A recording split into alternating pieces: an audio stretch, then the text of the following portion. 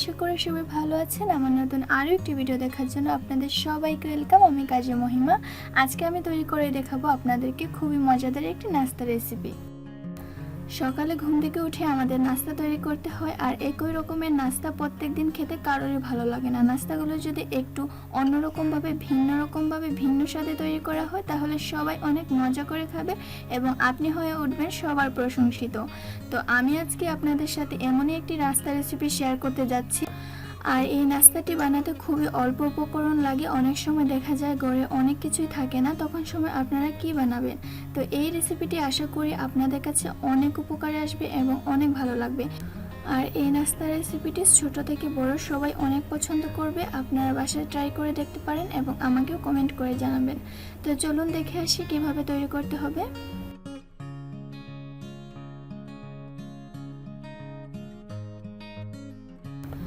নাস্তাটি তৈরি করার জন্য প্রথমে আমি এখানে নিয়ে নিয়েছি পরিমাণ মতো আটা, আর দিয়ে দিচ্ছি স্বাদ মতো লবণ। আপনারা যতটুকু বানাবেন সেই পরিমাণ অনুযায়ী নিয়ে নিতে পারেন। তো আমি এখানে লবণ আর আটাটা একটু মিশিয়ে নিচ্ছি।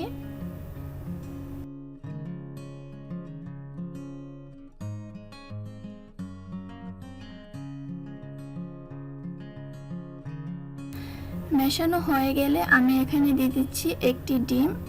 ডিমটা দিয়ে এখন আমি ভালো করে একটু মাখিয়ে নিব।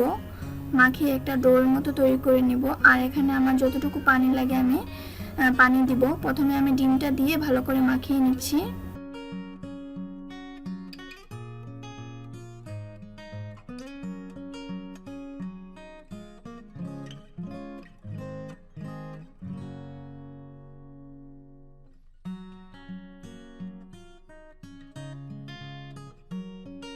এখানে ডিমটা দেওয়ার কারণে নাস্তাটা খেতে অনেক ভালো লাগে। তো এখানে অবশ্যই ডিমটা দিতে হবে। তো দেখতেই পাচ্ছেন এভাবে করে ভালো করে মিশিয়ে নিচ্ছি। তারপর যতটুকু পানি লাগে আমি এখানে দিয়ে দিব।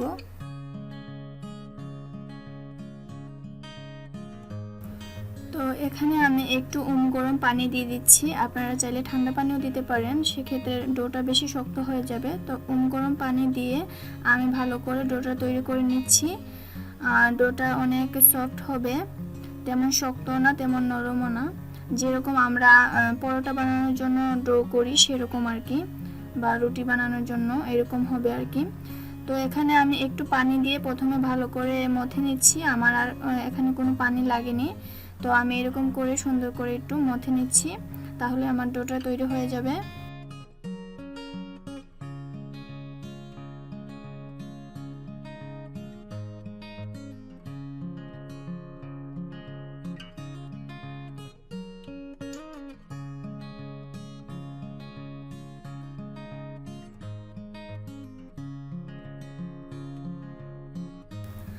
এই তো দেখতে পাচ্ছেন ডোটা হয়ে গিয়েছে। তো আমি এখানে এর মধ্যে একটু তেল দিয়ে তারপর আবারও একটু মথে নিব।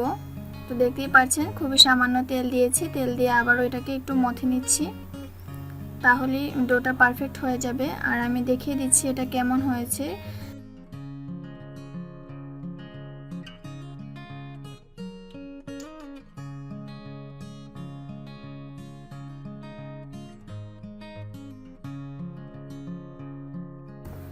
এই তো তৈরি হয়ে গিয়েছে। এই তো দেখতে পাচ্ছেন এরকম হবে।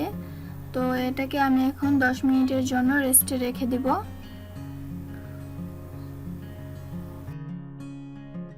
তো এখন আমি ভেতরের পুরটা তৈরি করে নিব। সেজন্য আমি এখানে 2টি আলু নিয়ে নিয়েছি। আলুগুলো আমি সিদ্ধ করেছি। আর নিয়েছি 2-3টি কাঁচামরিচ এরকম করে কুচি করে নিয়েছি। আর নিয়েছি 2টি পেঁয়াজ কুচি আর স্বাদ মতো ধনিয়া পাতা কুচি। তো এখন রান্না চলে যাব। তো একটি ফ্রাই প্যানে আমি প্রথমে পরিমাণ মতো তেল দিয়ে দিচ্ছি। খুবই সামান্য পরিমাণ দেব, যেহেতু আমার এখানে 2টি আলু। আপনারা চাইলে এটি 1টি আলু বা 3টি আলু আপনাদের পরিমাণ মতো আপনারা বানিয়ে নিতে পারেন।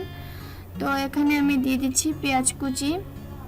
পেঁয়াজ কুচিটা আমি হালকা একটু ভেজে নিব। তারপর এখানে আমি দিয়ে দিব কাঁচামরিচ কুচি।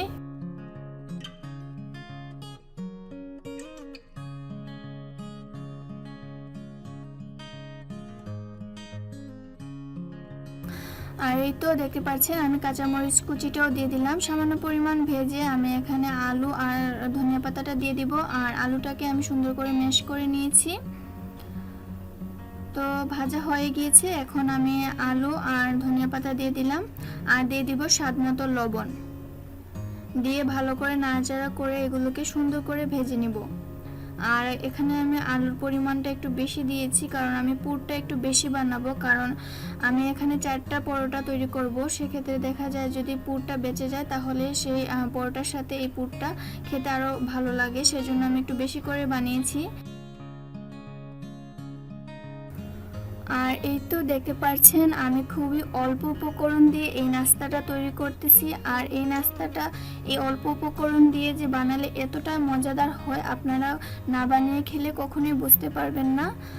তো আশা করছি আপনারা বাসায় এটা ট্রাই করবেন, আপনাদের কাছে অনেক ভালো লাগবে আমি আশা করছি। তো এই তো দেখতে পাচ্ছেন আমি ভালো করে মিশিয়ে নিচ্ছি এরকম করে। আর এই অল্প উপকরণগুলো সবসময় আমাদের ঘরে থাকে, সেজন্য আপনারা যখন তখন এই নাস্তাটি বানিয়ে খেতে পারেন, সন্ধ্যাবেলাও খেতে পারেন, সকালের নাস্তা হিসেবেও খেতে পারেন। তো এই তো ভাজাটা অলরেডি হয়ে গিয়েছে। তো আমি আরও 1 মিনিটের মতো নাড়াচাড়া করে এটাকে নামিয়ে নিব একটা প্লেটে। এই তো দেখতে পাচ্ছেন তৈরি হয়ে গিয়েছে। এখন আমি পরোটাটা বানানো শুরু করে দিব। তো এই তো দেখতে পাচ্ছেন আবারও দেখিয়ে দিচ্ছি এটা কীরকম হবে, খুবই সফট হয়েছে। তো এখন আমি এটাকে 4 ভাগ করে নিব। আর আমি ছোট্ট একটি রিকোয়েস্ট করে নিচ্ছি, যারা এখনও আমার চ্যানেলটি সাবস্ক্রাইব করেননি, যদি আমার রেসিপিগুলো আপনাদের কাছে ভালো লাগে তাহলে আমার চ্যানেলটি প্লিজ সাবস্ক্রাইব করে দিবেন এবং পাশে থাকা বেল বাটনে অবশ্যই প্রেস করে দিবেন। এতে করে আমি যখনই কোনো নতুন ভিডিও আপলোড করব সেটা আপনার মোবাইলে সবার আগে চলে যাবে। এবং লাইক কমেন্ট করতেও ভুলবেন না, ফ্রেন্ডস ফ্যামিলিদের সাথেও শেয়ার করবেন।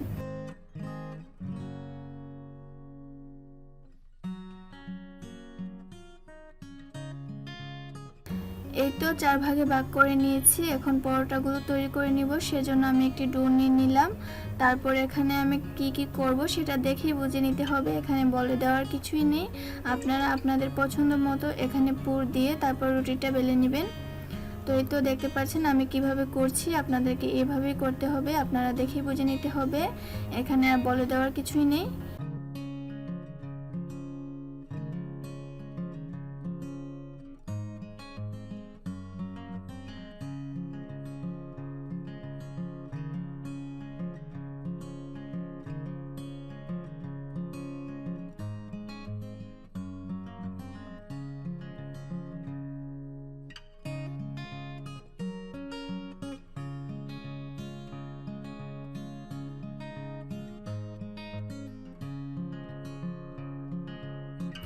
এই তো এখন আমি সুন্দর করে এটাকে বেলে নিব। আর আসলে আমি রুটি তেমন বেলতে পারি না, আমার সুন্দর হয় না, তো আপনারা কিছু মনে করবেন না। তো আমি খুব আলতো হাতে এটাকে সুন্দর করে বেলে নিচ্ছি, তা না হলে ভেতরে পুরটা বের হয়ে যেতে পারে। তো এরকম আলতো হাতে আপনারা সুন্দর করে বেলে নেবেন। আর আপনারা আপনাদের পছন্দ মতো এটাকে বেলে নেবেন। যদি গোল করে আপনাদের ভালো লাগে তাহলে গোল করে করতে পারেন, আর যদি 4 কোণা করে ভালো লাগে তাহলে 4 কোণা করেও এটা বেলে নিতে পারেন। তো দেখতেই পাচ্ছেন আমি খুব আলতো হাতে সুন্দর করে এটাকে বেলে নিচ্ছি। আর এটা বেশি মোটা রাখা যাবে না বা বেশি পাতলাও করা যাবে না। তো আমি দেখিয়ে দিব কীরকম করতে হবে, যেমনটা আমরা পরোটা তৈরি করার জন্য করি ওইরকম করলেই হবে। তো এরকম করে যদি পুর বের হয়ে যায় তাহলে এরকম করে আবারও সুন্দর করে বেলে নিলেই হয়ে যাবে। তো এখানে আমি আটা দিয়ে বেলে নিই, সেজন্য তেমন একটা সুন্দর হয়নি। পরে আমার আম্মু সবগুলো পরোটা এরকম করে বেলে নিয়েছিলেন। তো এই তো দেখতে পাচ্ছেন আমি এরকম করে বেলেছি। এই তো আমার আম্মু সুন্দর করে একটু আটা দিয়ে তারপর এরকম করে বেলে নিয়েছে, তাহলে এরকম করে বেললে সহজ হয় আর কি। তো এরকম পাতলা করে আপনাদেরকে বেলে নিতে হবে, বেশি পাতলাও না বেশি মোটাও না, তাহলে ভাজলে এটা মুচমুচে হবে, ভেতরটাও সফট হবে।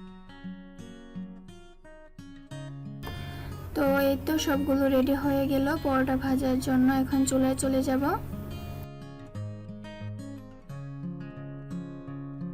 তো এখানে প্রথমে তেল দেইনি, প্রথমে আমি এখানে পরোটাটা দিয়ে দিলাম, তারপর 4-5 থেকে তেলটা দিয়ে দিলাম, তাহলে হবে কি তেলটা আপনার উপরে ছিটে পড়বে না।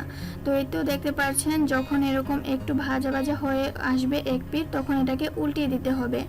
আর এটা এমন করে ফুলেছে, তেলটা যদি আরও বেশি দেওয়া হয় তাহলে বেশি ফুলবে।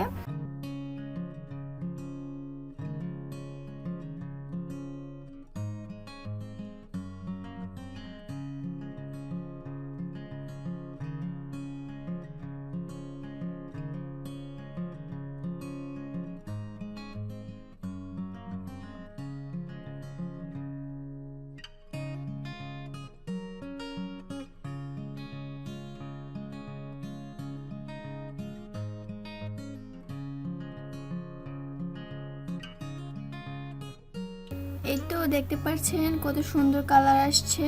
তো ডিমটা দেওয়ার কারণে এরকম সুন্দর একটা কালার আসছে। দেখতে যেমন সুন্দর হয়েছে, খেতেও অনেক মজা হয় এটা। তো এরকম করে সবগুলো পরোটা ভেজে নিব।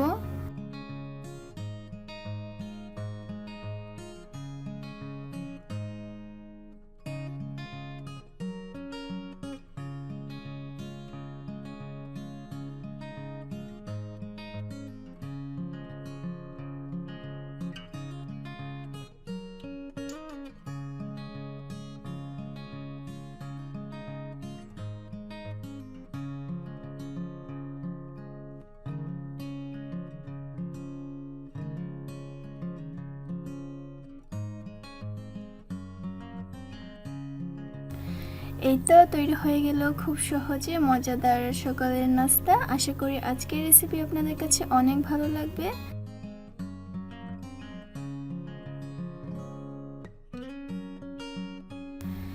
এইরকম নিত্য নতুন সহজ রেসিপি পাওয়ার জন্য আমার চ্যানেলের পাশেই থাকবেন।